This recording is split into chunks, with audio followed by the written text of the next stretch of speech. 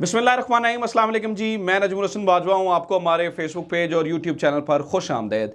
नाज़रीन कराम, नून लीग के लिए कुछ अच्छी खबरें नहीं हैं क्योंकि नून लीग की एक बहुत बड़ी विकेट गिर गई है। एक बहुत बड़ा इस्तीफ़ा आ चुका है। वज़ीर कानून आज़म नज़ीर तारड़ साहब ने अचानक हंगामी बुनियादों पर इस्तीफ़ा दे दिया। हाथ से लिखा हुआ इस्तीफ़ा उन्होंने पेश किया प्राइम मिनिस्टर को और उन्होंने कहा कि मैं ज़ाती वजूहात की बुनियाद पर इस्तीफ़ा दे रहा हूँ। अच्छा, जो वजूहात उन्होंने अपनी ज़ाती लिखी हैं, जो हमारी इत्तलात हैं, वो किसी भी किस्म से ज़ाती वजूहात नहीं है।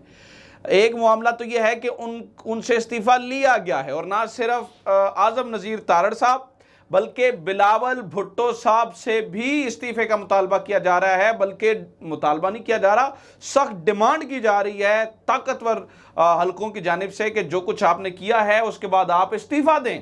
और बनता भी है, जो कुछ इन्होंने किया है, जो कुछ बिलावल भुट्टो ने किया और जो कुछ आज़म नज़ीर तारड़ साहब ने किया, इसके ऊपर उनका इस्तीफ़ा बनता भी है क्योंकि इन्होंने वो रेड लाइन क्रॉस की जो कि रियासत पाकिस्तान की रेड लाइन है, जो कि जिसका तहफ़्फ़ुज़ करने वाली रियासत पाकिस्तान है और अवाम पाकिस्तान की अवाम है। बहरहाल, एक तो मामला ये है। अब मैंने आपके सामने कुछ चीज़ें मुख्तलिफ रखनी है, कुछ चीज़ें आप तक पहुँच चुकी होंगी। जो वजूहात वो बता रहे हैं मेरे ज़ाती हैं। एक वजह आपके सामने मैं ये रख दूं कि उसे आसमा जहांगीर कॉन्फ्रेंस उसकी वजह बताई जा रही है, लेकिन एक वजह और भी है, वो शायद बहुत कम लोगों को पता है। एक वजह जिस वजह से जो है ना वो आज़म नज़ीर तारड़ साहब इस्तीफ़ा दे रहे हैं, वो इससे भी बड़ी वजह जो है ना वो हो सकती है। वो मामला क्या है, उसमें किन नामों पर क्या गड़बड़ करने की कोशिश की, या वो ऊपर से क्या इंप्रेशन देने की कोशिश कर रहे हैं आज़म नज़ीर तारड़ साहब, और पार्टी से इख्तलाफात किस तरह से और पार्टी किस तरह से इस वक्त बहुत प्रेशर में है, इसके ऊपर भी जो है वो बात करेंगे। लेकिन सबसे पहले जरा आसमा जहांगीर कॉन्फ्रेंस में क्या हुआ और ये इस्तीफे वाली बात कहाँ से सामने आ गई और बिलावल भुट्टो जो है ना वो उनसे इस्तीफे का मुतालबा क्यों किया जा रहा है, अंदर खाते बात आ रही है। क्योंकि उसे हमें इस तरह से पता चला क्योंकि आसिफ जरदारी साहब मैदान में आ चुके हैं। कल परसों रात से लेकर कल रात तक आसिफ जरदारी साहब से डायरेक्ट जो चैनल्स को इंस्ट्रक्शंस जा रही हैं वो भी हमारे पास मौजूद हैं, वो भी मैंने आपके साथ शेयर करनी है। सबसे पहले जरा आज़म नज़ीर तारड़ साहब की जरा गुफ्तगू सुन लें या वो मामला सुन लें, इनके साथ हुआ क्या। नाज़रीन कराम, आपको पता लाहौर में आसमा जहांगीर कॉन्फ्रेंस हुई। इसमें बड़े नामवर लोगों को बुलाया गया था। इसमें मंजूर पश्तीन भी थे, इसमें आज़म नज़ीर तारड़ भी थे, वफाकी वज़ीर, और इसमें बिलावल भुट्टो जरदारी भी थे। ठीक है, इन तमाम लोगों ने तकरीरें करनी थी। अब हुआ ये नाज़रीन कराम कि जब ये तकरीरें हो रही थी तो जो मंजूर पश्तीन है, जब वो तकरीर करने के लिए आए तो उन्होंने कुछ इस तरह के अल्फाज इस्तेमाल किए जो कतई तौर पर मुनासिब नहीं थे। बल उन्होंने मतलब इस तरह से कहा कि वो चीफ जो है वो इस वक्त बादशाह बने हुए हैं, जो कि कतई तौर पर, मैं वो अल्फाज भी नहीं दोहराना चाहता, कतई तौर पर जो है वो कतअन मुनासिब नहीं थे। और जो सबसे ज़्यादा गैर मुनासिब बात हुई वो जब मंजूर पश्तीन जो है वो ये तकरीर कर रहे थे तो वहाँ पर जो लोग मौजूद थे उन्होंने ऐसे नारे लगाए जो कि अफवाज पाकिस्तान के लिए यकीनी तौर पर वो कंसर्न का बायस, और किसी अफवाज पाकिस्तान क्या हर पाकिस्तानी के लिए कंसर्न का बायस हुए होंगे। ऐसे नारे लगाए गए। आप देखें कि कोई मामला होता है, आप किसी शख्स से इख्तलाफ कर सकते हैं, मतलब आप ये कह सकते हैं कि रजीम चेंज के बाद जी फलां शख्स से हमें इख्तलाफ है, वो नहीं ठीक, या वो उससे बात हो सकती है। वो भी मैं कहता हूँ आपने बड़े तमीज़ के दायरे में एक अच्छे अंदाज से करना होता है। लेकिन जो इस तरह से किया गया वो तो कभी भी बर्दाश्त नहीं किया जा सकता जब आप इंस्टीट्यूशन को मिलान करने के चक्कर में लग जाएं, जब आप इंस्टीट्यूशन पे ही हमलावर हो जाएं। तो इन्होंने इंस्टीट्यूशन को निशाना बनाया जो किसी भी पाकिस्तानी के लिए काबिल कबूल नहीं है, किसी भी पाकिस्तानी के लिए काबिल कबूल नहीं है। ठीक है, ये जो दहशत गर्दी है इसके पीछे वर्दी है के नारे लगे, ये जो गुंडागर्दी है इसके पीछे वर्दी है के नारे लगे, जो है ना वो कतई तौर पर जो है वो नहीं लगने चाहिए थे। अब मामला यहाँ पर रुका नहीं नाज़रीन कराम, ये नारे लग जाते मंजूर पश्तीन पर, उसके बाद FIR भी हो गई, वो हो जाती, वो एक अलग मामला है।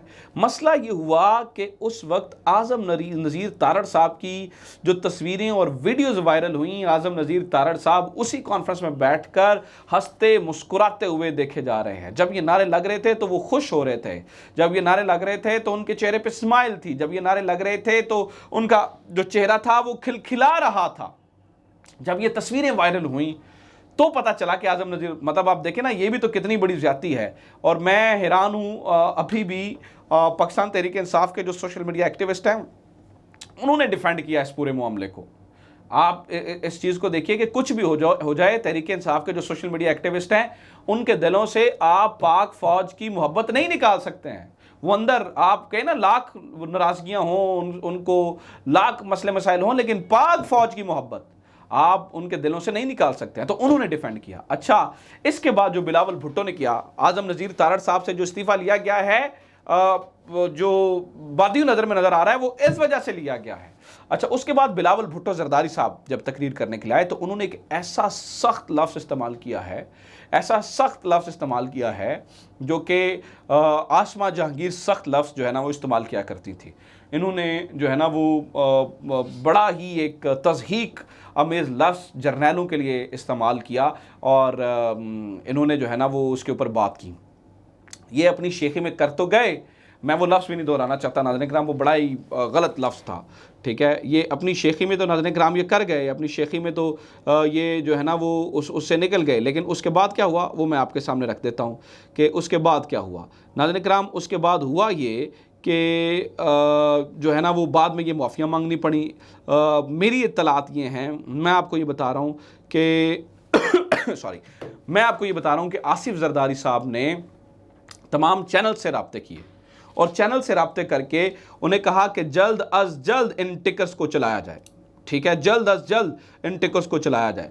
और आप इस मामले पे ये भी देखिए कि इसके ऊपर फिर चौधरी फवाद हसन का जो है ना वो, यानी कि उनमें मजम्मत की बिलावल भुट्टो जरदारी ने। ये देखें ना, पाकिस्तान पीपल्स पार्टी का ये ऑफिशियल ट्विटर अकाउंट है जिसे बिलावल भुट्टो जरदारी साहब रिट्वीट कर रहे हैं। मेरी सियासी जमात और मौजूदा हुकूमत ना सिर्फ इंसानी हकूक बल्कि आज़ादी इज़हार राय पर मुकम्मल यकीन रखती है। इंसानी हकूक के प्लेटफॉर्म पर वफाकी वज़रा सफ़ीर मदूद थे। आसिफ माह जहांगीर कॉन्फ्रेंस में लगने वाले नारे नामुनासिब थे। चेयरमैन बिलावल भुट्टो जरदारी।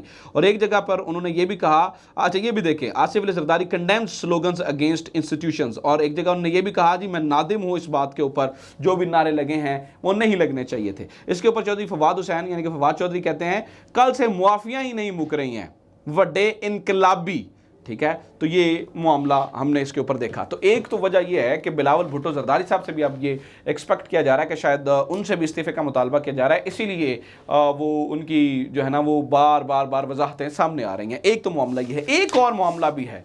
इस मामले को जिसके मैंने वीडियो के शुरू में कहा था, इस मामले को नाज़रीन किराम इस तरह से देखा जाए, क्योंकि चूंकि ये मामला अदालती है तो मैं इसके ऊपर बहुत ज़्यादा डिटेल में नहीं जाना चाहूँगा, लेकिन चूंकि सोशल मीडिया पे भी और इस तरह से बातें भी हो रही हैं और फिर आज़म नज़ीर तारड़ साहब ने भी अपना ये मौक़िफ़ देने की कोशिश की और ये बताने की कोशिश की कि मैं इस वजह से इस्तीफ़ा दे रहा हूँ, हालांकि ऐसी बात नहीं है। हुआ ये था, मैं आपको बताता हूँ कि सुप्रीम कोर्ट के अंदर कुछ तैनातियाँ नहीं होने जा रही हैं। जस्टिस शाहिद वहीद, जस्टिस अतर मिनल्ला और जस्टिस हसन अजहर रिजवी, ये नाम की मंजूरी हो गया और ये पार्लियामानी कमेटी को चलाए गए हैं। जस्टिस शफी सदीकी का नाम भी जाना था लेकिन वो नहीं गया। अब सुने जरा हुआ क्या।